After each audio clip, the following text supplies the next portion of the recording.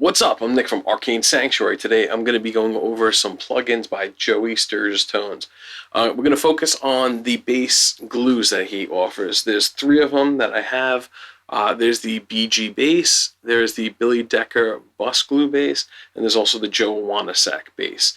So we're going to get into these things on a punk track. I have a song by Dank. We're going to be doing Uplifted, no vocals, just drums, guitar, bass, and we're going to get into it right now. I'm going to go over a couple things what I got.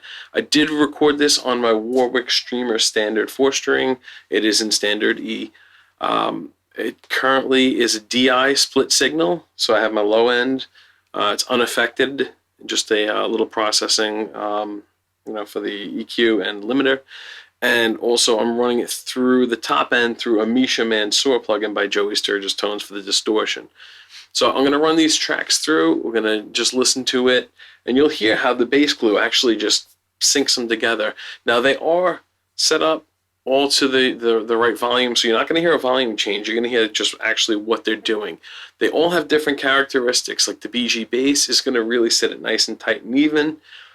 Billy Decker's glue is really going to lock it into place, add a little harmonics, and the Joe Wanasek is going to add some distortion to it. I didn't use the grit presets on there because it does have the slider that you can split the top and bottom, and you can really hear what that slider can do. So it's going to bring out a little more harmonics than the rest. So just a little taste, and see what you like on it. I'm going to start the song now, and the first one we're going to do is the BG bass. Then I'm going to go through the Billy Decker, and then through the Joel Wanasek. So right now you're hearing the unaffected.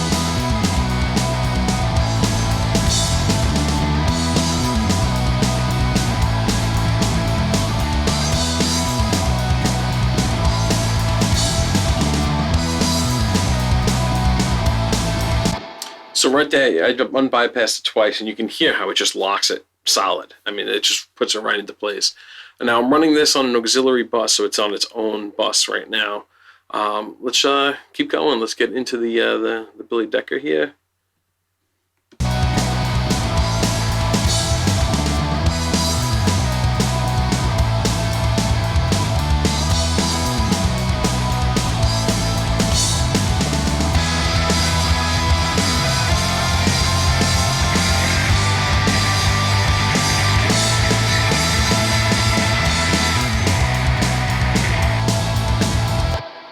Now the Billy Decker, with the rock and the country, I have it on country because it's clean.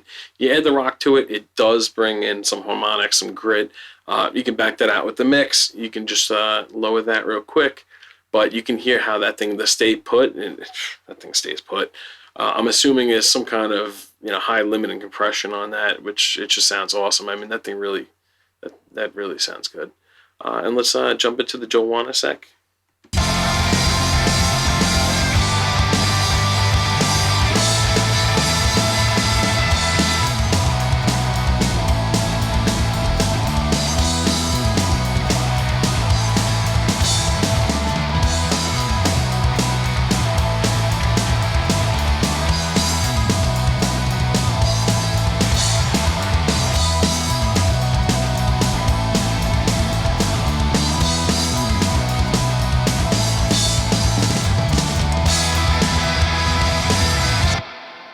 So you can hear that thing. It's just the Wanasek really tightens that up. It's the bass almost sounds like it's just separated without these bus glues. It's incredible how very minute of a difference they actually make, but it really makes a huge difference. These things are awesome. They sound really good. They're simple to use and dial in. I spent about 3 minutes just dialing in each one, maybe at the most. So maybe a total of 10 minutes to dial all three of them in on the track. I mean, it's just a no-brainer to use these things. They just sound incredible. It's not something that you just throw on and, okay, hey, hope for the best. No, get your tone, get it split, your signal, and then just, glue it together. That's what the final piece is this glue. These things work awesome. They sound great. They look really cool. I like the Joel Wanasek one as far as the universal. So I'm going to give them, a big thumb up to that one. Because you could split your signal here, so technically you don't need the dual split signal.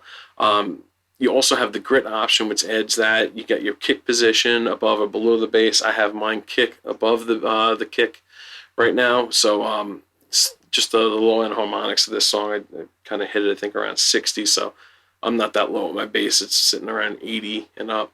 So I put that over the kick. But you can change these things here. You got your general presets for top and bottom. I mean, it's incredible what this thing can do. And let's play around with them.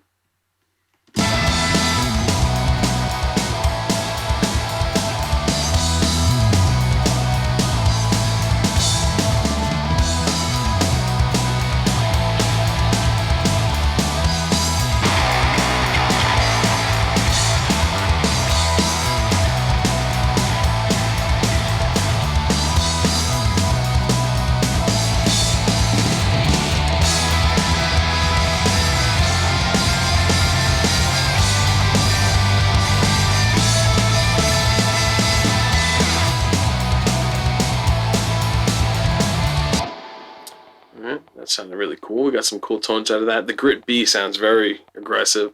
It's a lot of distortion, a lot of volume to it. So be careful what you're using with them. But there's no wrong you can do.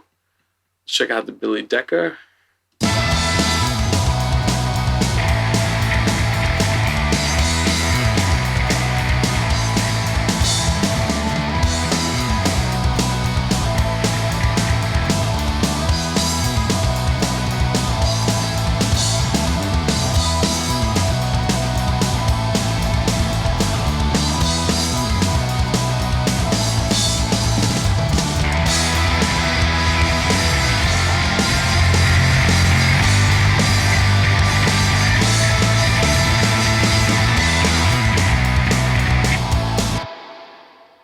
Alright, and let's finally check out the BG bass.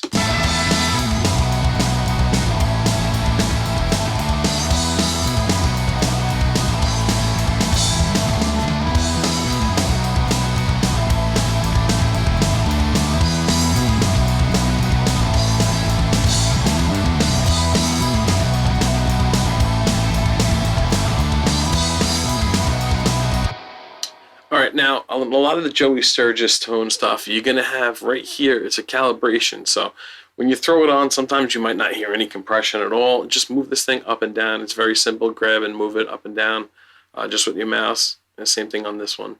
And those are the tricks to these things. The clip uses that. I mean, they all have their own kind of trim for the calibration, which is awesome because it makes it very universal. It makes it very easy. We don't all record at the same volume, the same tones. Everything factors into these things, and Joey Sturgis nails it every time. I'm telling you, he nails it. I'm going to show you one more thing, is the Misha Mansoor settings I used on this. I did put the precision drive on, not all the way, because there's no bass into this, so I didn't really need to slam it down. When I use this with my bass guitar, I get that thing, the attack is just off. It'll kill your bass if you leave that thing on. Very little drive. Those are 61, 56. Here's the general lead settings. I put the default on. I gave it a little bit more. I dialed on a little bit more of the gain. Added 65 to per, 21 saturation, 31 to tight. Added a little high, a little mid frequencies, some top end, a little bit of harmonics, no compression added. There was none needed. I did use the matching Joey Sturgis cab. I did check out through all those. I did like the Pine. I think it was this one.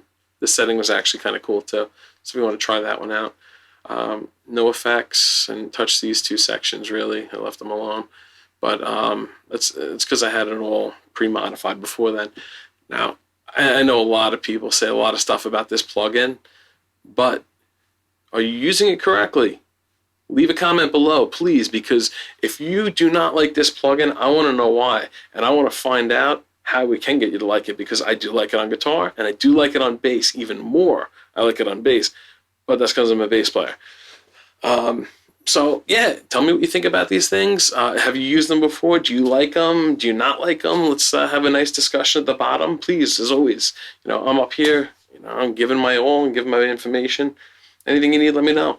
Let's have a good conversation. Make sure you do like, subscribe, and comment on these things. And once I figure out what I was going to say there, I'll Do it in the next one. All right. Thanks. Goodbye. I am Nick from Arcane Sanctuary. Take care.